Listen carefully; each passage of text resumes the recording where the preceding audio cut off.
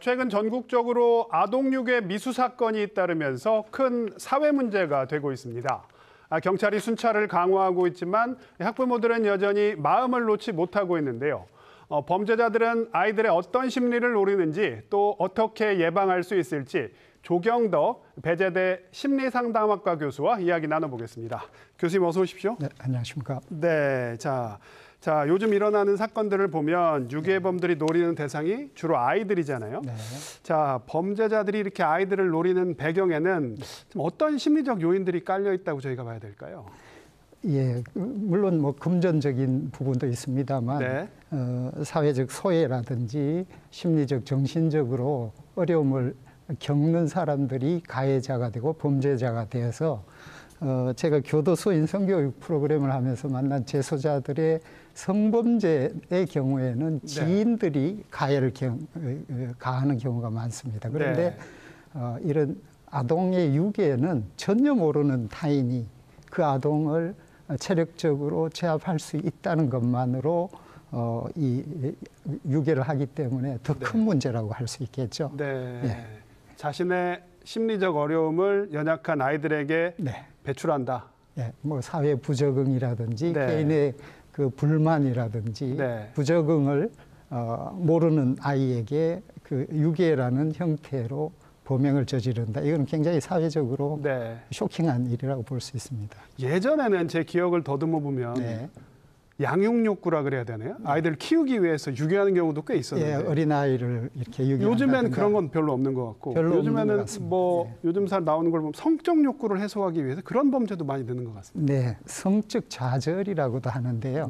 그 성적인 욕구라든가 환타지를 자기가 제압할 수 있는 연약하다고 판단되는 아동을 대상으로 해서 유괴 행위를 하는 경우도 있고요. 예전보다는 물론 수가 줄었다고는 하지만 아동의 절대 수가 줄고 사회적으로 아동은 보호 대상이라는 그런 개념이 있기 때문에 훨씬 우리에게 주는 그 쇼킹한 그런 영향력이 큰 것 같습니다. 사건의 절대 수는 줄었지만 한 건이 발생했을 때 파장은 예전보다 훨씬 크다. 네, 그렇게 생각합니다. 네.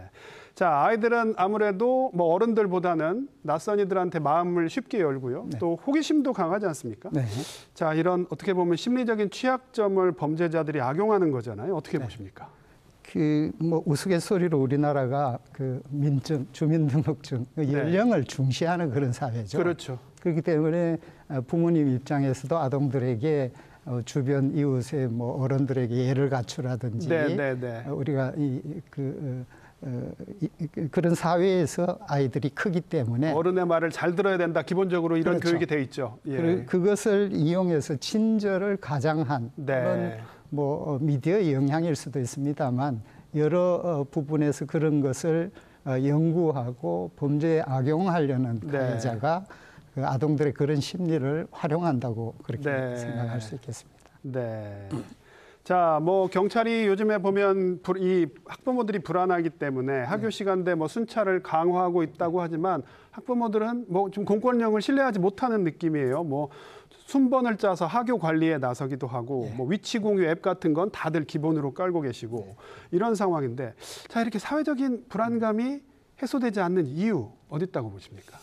좀 요즘 들어 사회가 좀 어수선하다는 그런 판단들이 부모님에게도 있는 것 같고요. 그다음에 선생님이나 뭐 경찰관에 대한 그 직업적 또는 그 무한대로 신뢰하는 이런 부분들이 다만 직업으로 변하지 않았느냐 하는 사회 또는 부모들의 인식이 있는 것 같습니다. 그래서 모든 책임을 부모가 져야 된다는 그런 부담이 더해지고요. 그로 인해서 조금 이 관심을 두는 것도 좀 개개인들이 불평등해진 것도 사실이고요. 그래서 종합적으로 해서 주변에 이런 아동을 대상으로 하는 범죄가 늘어나고 있고 절대수가 늘어난 건 아닙니다만 주변에 보아지고 결국은 심리적으로 행동적으로 이상한 행동을 하는 사람들이 늘었다는 인식이 사회 전반에 깔려 있어서 부모들이 아동이 학교를 가든지 집 밖을 나갔을 때 안심 못하는 조금 그런 사회 인식이 있는 것 같습니다.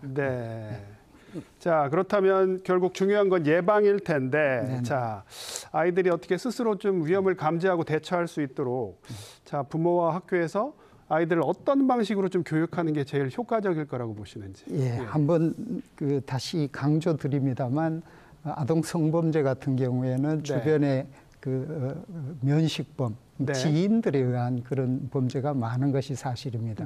근데 이 일본 말로 도리마라고 해서 이 통로라는 통자입니다만 우리가 다니는 도중에 아무 면식도 없는 타인이 유괴를 한다든가 범죄를 저지르는 것이 우리 사회에도 퍼졌다는 것이 좀 개탄스러운 일입니다만 그런 부분이 충분히 있을 수 있다는 것을 아동은 물론이고 우리 자체도 인식하고 이런 그 위험을 대처하거나 위험에 직면할 수 있다는 그런 교육이 필요할 것 같고요.